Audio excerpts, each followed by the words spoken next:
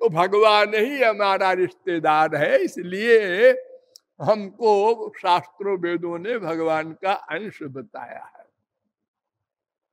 लेकिन उसको पाना बहुत आवश्यक है। इसके लिए कर्म, ज्ञान, योग, तप, तमाम साधनाएं शास्त्रों वेदों ने बताई, लेकिन सब बेकार गई। बेकार माने शास्त्र वेद बेकार है? क्या बकबक कर रहे हो? ये बड़े बड़े महात्माओं ने ग्रंथ लिखे हैं, भगवान ने स्वयं। अरे बेकार का मतलब ये नहीं है कि उनका कोई फल नहीं है, वे भी परमार्थ की कुछ दूर ले जाते हैं, लेकिन हमको जहां पहुंचना है वहां तक नहीं ले जा पाते। हमको अपने घर जाना है भाई, हमको बीच में छोड़ दिया। अरे तो तुम्हारा घर 500 मील दूर है, वो 200 मील तो ले गए। हाँ, तो फिर बेकार क्यों कहते हो? अरे इसलिए बेकार है कि 200 मील जो ले गए और घर नहीं पहुंचे तो फिर हम लौट जाएंगे।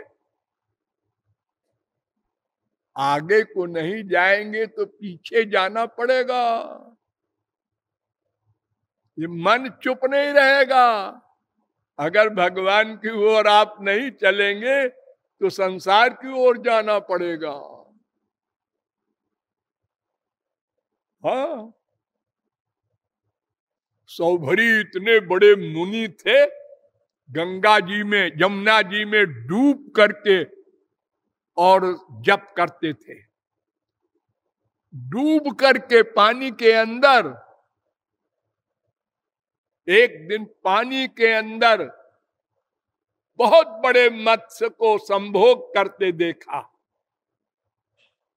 वाह, मन ने चिंतन शुरू किया, बाहर आ गए, हम भी ब्याह करेंगे। एक क्षण के कुसंग ने लड़की चाहिए। अरे वो मानधाता है इस समय राजा भारत का, उसके 50 लड़कियां हैं, चलो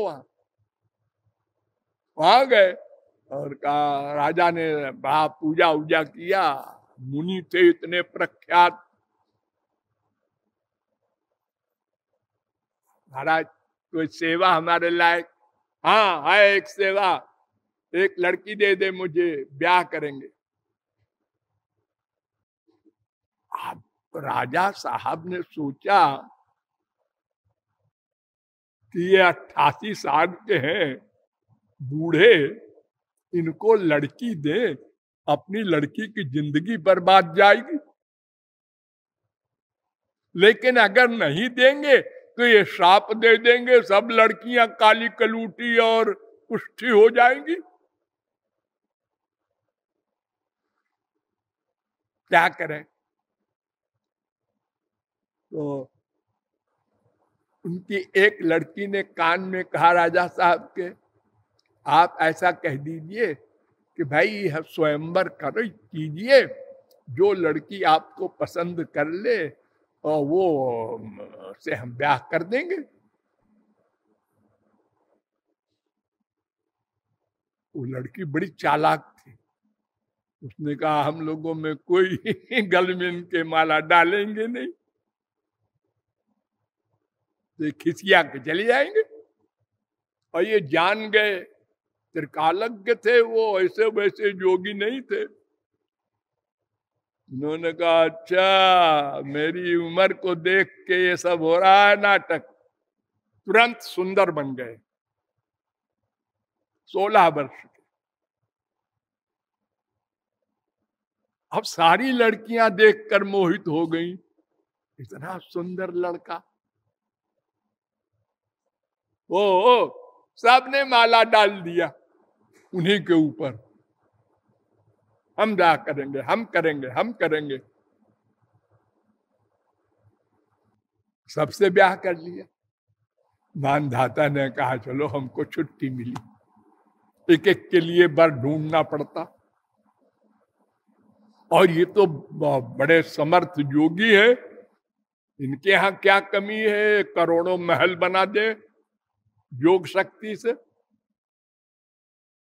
और उन्होंने भी वैसे किया, अपना 50 रूप बना लिया सौभरी ने, 50 शरीर, 50 महल, और सब इस लड़कियों के पास एक एक रूप से रहने लगे। सैकड़ों साल रहे, विषय भोग किया, 5000 बच्चे पैदा हो गए, 50 से 5000। तो एक दिन यमुना जी के किनारे वहीं बैठे जाके, जहां से वैराग्य नष्ट हुआ था, यही जगह है जहां हमने विवाह का निश्चय किया था, और ये मेरा सर्वनाश हो गया। इतने साल तक, अब तक मैंने श्री कृष्ण को प्राप्त कर लिया होता। उन्होंने कहा, अहो इमं पश्यत में विनाशम 950। अरे मनुष्यों, मेरा सर्वनाश देखो, एक क्षण के कुसंग ने सर्वनाश कर दिया। तुम दिन रात कुसंग करते हो और डींग हाँकते हो, हम ऐसा नहीं कर सकते, हमारा बेटा हमारा लायक है, वो कैरेक्टरलेस नहीं हो सकता, हमारी लड़की नहीं नहीं हम नहीं मान सकते। क्या बकबक करता है, नहीं मान सकते। अरे मन इतना बलवान है कि बड़े बड़े विश्वामित्र वगैरह को इसने पछाड़ दिया। हाँ, तो कुछ दूर ले जाते हैं और मार्ग, कर्म मार्ग, स्वर्ग तक, ब्रह्मलोक तक लेके छोड़ दिया उसने। अब आगे जो कुछ हो मैं नहीं जानता, मेरी गति नहीं है। जोगी ने अपने स्वरूप में स्थित करवा दिया, भाई इसके आगे मैं कुछ नहीं कर सकता। ज्ञानी ने आत्मज्ञान करा दिया, और भी इसके आगे हम कुछ नहीं कर सकते भाई। और ये जो करा दिया इन लोगों ने, इसमें भी भक्ति की कृपा से, भक्ति मुख निरीक्षक कर्म योग ज्ञान। गौरांग महाप्रभु ने कहा कि कर्म योग ज्ञान आदि जितने हैं, ये भक्ति का मुंह देखते हैं। वो कृपा करे तो हमको हमारा फल मिले। तपस्विनो दान परायशस्विनो मनस्विनो मंत्र विदस्सु मंगला क्षेमं न विन्दन्ति विनाय दर्पण तस्मै सुभद्र श्रवसे नमो नमः। 2:4-17 भागवत। भगवान कह रहे हैं, उद्धव ने भगवान से कहा था, सुदुश्चरामिमाम मन्ये योग चर्या मनात्मना। महाराज, योग मार्ग हमसे नहीं होगा। उद्धव कह रहे, और आजकल देखो तो गधे भी सब हो गए परम जोगीश्वर। कसरत करने वाले भी जोगीश्वर हो गए। ना अध्ययन इनको कुछ है और ना प्रैक्टिकल है, और मन पर कंट्रोल की बात तो कहीं सोचे ही नहीं किसी ने। उनको कसरत बता देते हैं, कहते हैं तुम योगी हो गए। और जबकि हमारे शास्त्रों में, उन्हीं पातंजल योग दर्शन में, आसन प्राणायाम के पहले है मन पर कंट्रोल करो, फिर आसन करने जाओ। शौच संतोष तपः स्वाध्याय ईश्वर प्रणिधानानि नियमा। मन पर कंट्रोल करो, शरीर को शुद्ध करो,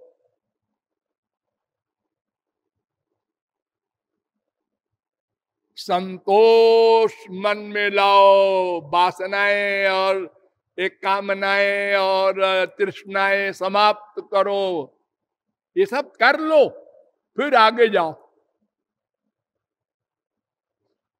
शौच, भागवत ने भी पहले योग के लिए शौच बताया, सांडिल्योपनिषद ने भी यम में शौच बताया। पहले मन को शुद्ध करो, उसके बाद जाओ आगे, आसन प्राणायाम प्रत्याहार ध्यान धारणा समाधि करो। और फिर भी माया निवृत्ति और भगवत प्राप्ति नहीं होगी योग से।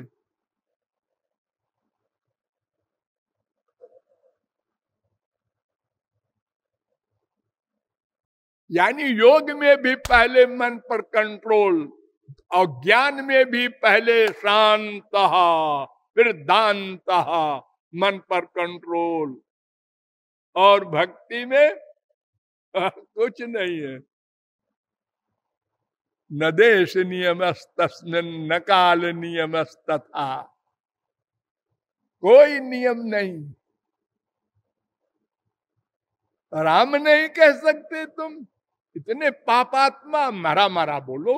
उल्टा नाम जपा जग जाना, वाल्मीकि भय ब्रह्म समाना।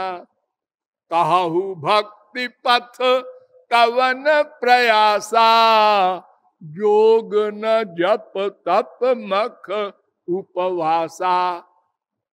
कुछ नहीं है। कोत प्रयासो सुरबाल का हरे, रूपासने स्वे हृदय छिद्रवत सता। सात सात अर्थ प्रहलाद ने कहा था। अरे मनुष्यों, भक्ति में क्या कठिनता है, वो अंदर बैठा है जिसकी भक्ति करना है, खाली मान लो तुम।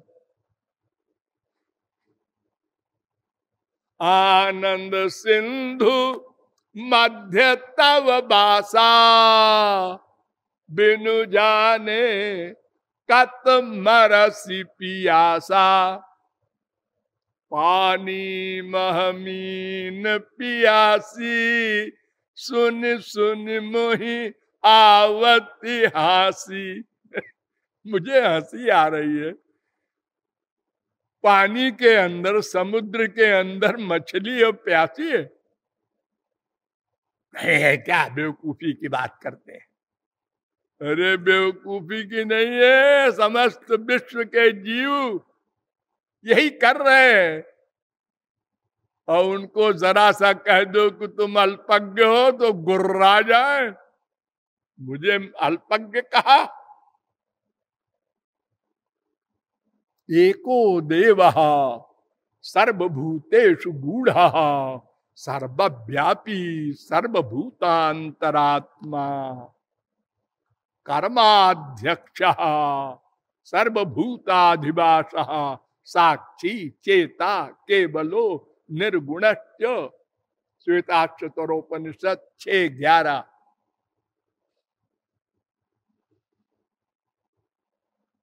एक देव भगवान श्री कृष्ण सबके भीतर बैठे हैं, सबके, राक्षस के भी, कुत्ते बिल्ली गड्ढे सुअर कीट पतंग सबके भीतर, और सर्वव्यापी भी है। प्रभु व्यापक सर्वत्र समाना,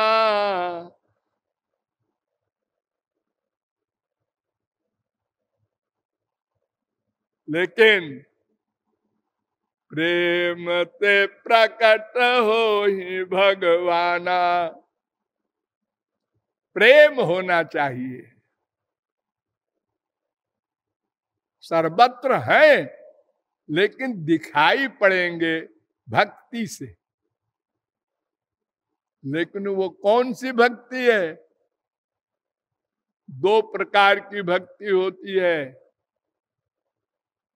एक भज्यते इति भक्ति और एक भजनम इति भक्ति।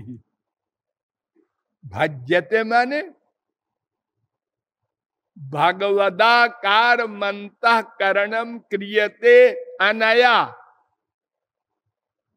भगवान को हृदय में लाना साधना। गधे की अकल से समझो, भगवान में मन को निरंतर लगाना एक भक्ति ये, और दूसरी भक्ति भगवान का में मन का लग जाना, कि परिश्रम करने पर न हटाए मन।